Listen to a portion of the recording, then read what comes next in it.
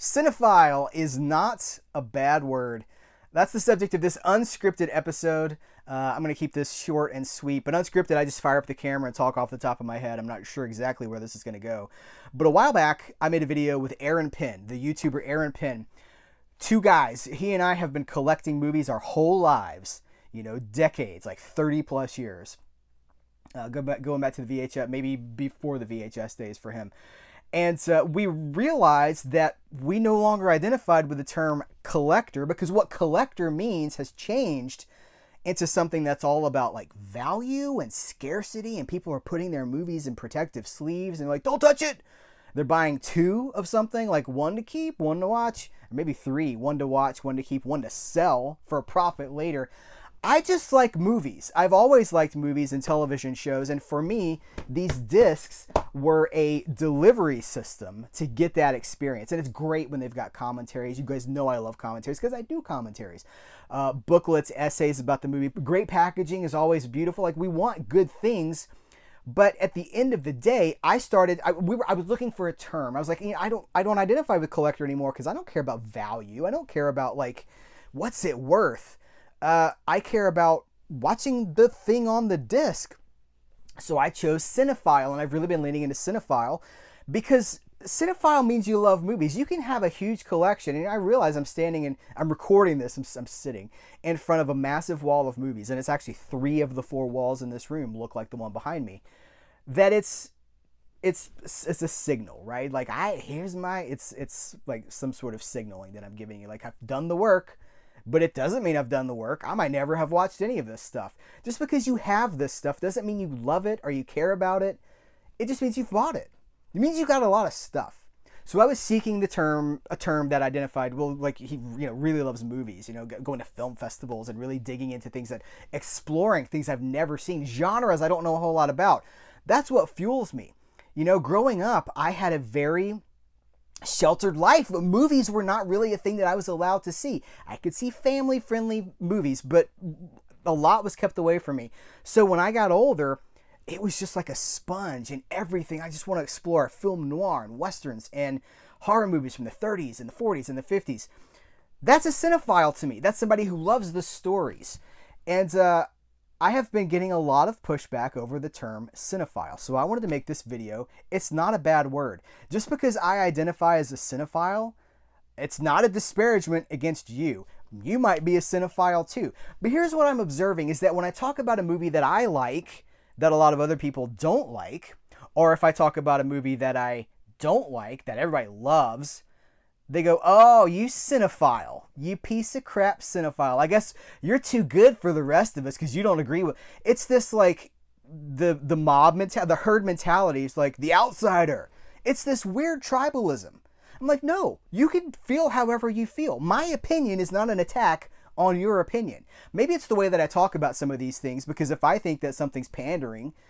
if I feel like something is made with a lot of hate, and the people that made it, or the 8 people, the executives in an office that conceived this thing, if I feel like they hate the audience, I might say that. And there's a lot of movies like that are being made. But let's frame it this way. If you said to somebody, well, I'm a foodie. I just love food. I love all kinds of food. And you're like, me too. I love food too. What's your favorite kind of food? And they were like, candy bars. You'd be like, well, okay, I like candy. Like, I love candy bars, and my wife will tell you I got little stashes all over the place. Like, candy's a big thing for me. But if that's you're like, oh, okay, well that's like the beginning of the foodie experience, right? Because like, what most foodies are looking for an experience that reflects like a palette or a presentation. They want to see the chef and the dish. They want to be like, this is something that this chef brought to this dish that we can't get anywhere else. You can only get it over there on, so-and-so street. But no, I love food, but I only really want to eat candy bars. There'd be a thing there, you'd be like, well, you're not going to tell them they're not a foodie. But you do realize they're missing 99% of the food experiences that are out there. So when I say I'm a cinephile and somebody's like, oh, so just the rest of us are idiots, right? Which is happening like every day. as soon as I start sharing my opinion about something, somebody's got their feelings hurt. That's what it is. It's a defensiveness. It's like, well, I like this thing, this guy doesn't. Well, it hurts my feelings. It's the defensiveness. I understand it, but man, we got to be able to talk about the things that we feel. We've got to be able to analyze. You know, as a cinephile, I want to pick apart the flavors of the movie. I'm going to run with that food metaphor. I want to be able to look at the influence of the director. I want to look at the screenplay. I want to look at the lighting. I want to look at how the shots are composed, what the themes of the movie are.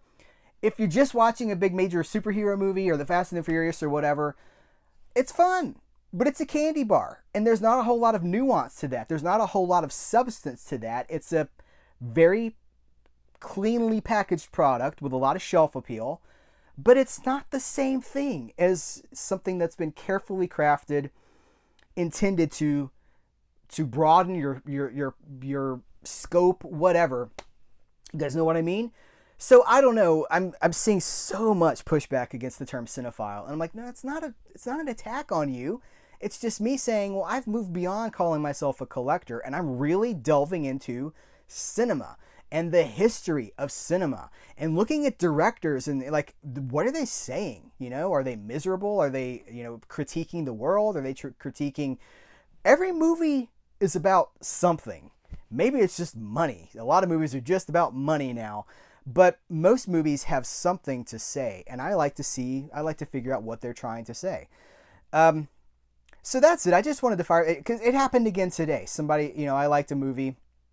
You know, here's the thing. I didn't even like it. I just said, I don't know if I like it. I respect this movie. And I got the, oh, you respect it. Well, I guess the rest of us don't know much about movies then, do we? Must be nice to be up there on your hill. It's a weird passive-aggressive attack. Or is it just aggressive? My cinephile love is not an attack on how you watch movies. I will say this, though. If you feel defensive about it, I would question why. Maybe it's time to go beyond candy bars and see what else is out there. Maybe not.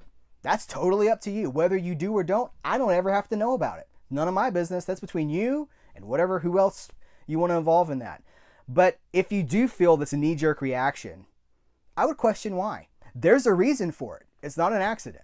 So, cinephile is not a bad word. And the more that I start using that term and veer away from the collecting scene, the more I realize there's a whole lot of us out there, but not as many as I would hope. You know, one of the reasons I started this channel is to connect with people who love the stuff that I do. Still seeking people that love movies. We're out there, but boy, it's getting harder and harder to find them as movies just become, as the product of movie crowds out so much else. It's a tough time. So I wanted to make this unscripted video, get that off my chest. You may agree with it. That's cool. You may not. That's fine too. I don't care. But I wanted to tell you what I thought about it, because if these videos can encourage you to think about things, to think about the way we engage with our entertainment, mindfulness is always a win. You know, we don't do any favors for anybody, including ourselves, when we just blindly consume things or consume without thinking about them. I wish I could think about things a little bit less, but that's a subject for another video. Guys, thank you. I appreciate you. If you like what you heard here, subscribe. Check out my other videos. You might like something that you see. I appreciate you. Take care. Till next time. I will catch you later.